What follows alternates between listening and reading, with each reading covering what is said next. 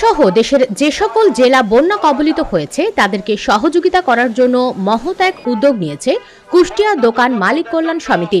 তারা শহরের বিভিন্ন দোকানপাট থেকে করছেন ত্রাণ সংগ্রহ। দোকান মালিক কল্যাণ সমিতির নেতৃবৃন্দরা জানান, শহরের যে সকল দোকানপাট আছে, ব্যবসায়ী আছে, তাদের থেকে নগদ অর্থ ও ত্রাণ সংগ্রহ করে পাঠাবেন বন্যার্তদের এলাকায়। এতে যতটুকু সম্ভব উপকৃত হবেন বানভাসীরা। তাই তারা প্রতিদিন এই কার্যক্রম চালিয়ে যাচ্ছেন।